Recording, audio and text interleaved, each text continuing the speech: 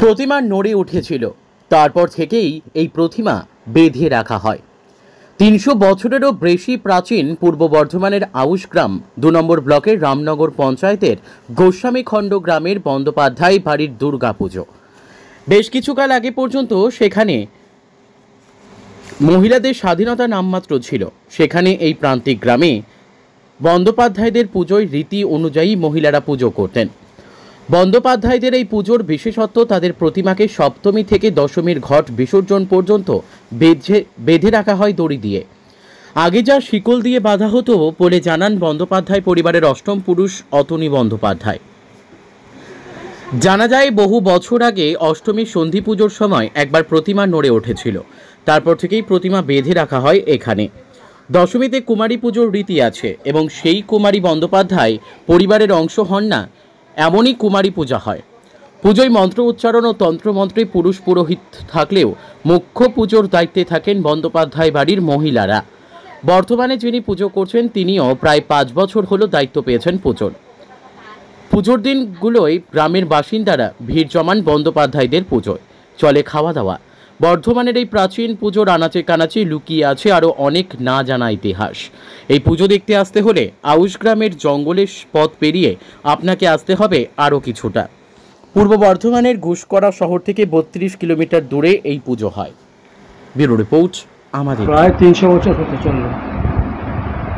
তার কারণ হচ্ছে আমাদের মন্দির যেটা এখন দেখলেন, ওই মন্দিরটাই হয়েছে প্রায় 150 বছরের ওপর।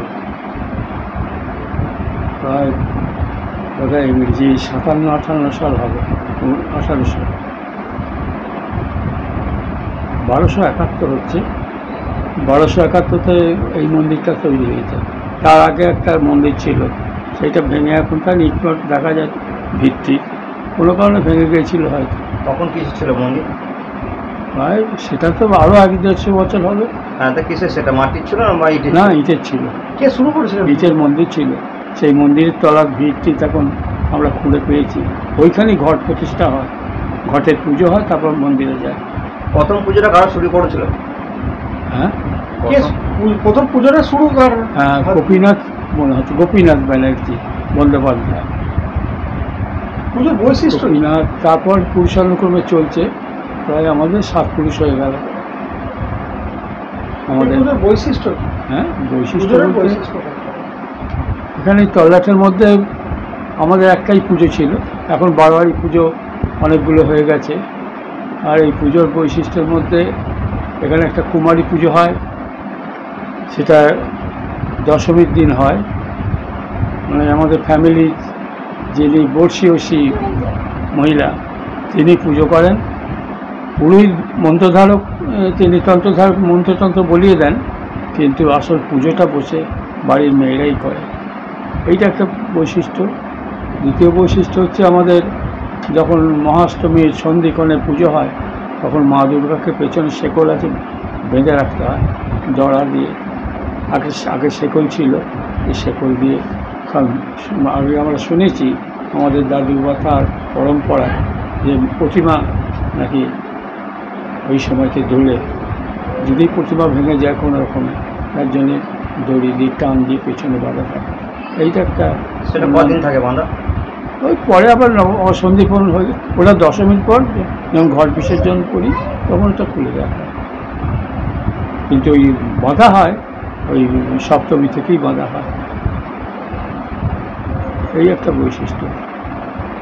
কী হয় এই পুজোর উপলক্ষে? হ্যাঁ, এই পুজোটার উপলক্ষে আপনারা কী করেন? আমরা তো পুজো নিয়েই মেতে থাকি। আমাদের তো নিজস্ব কোনো ঠাকুর দেখা বা অন্য কিছু আমাদের হয় না।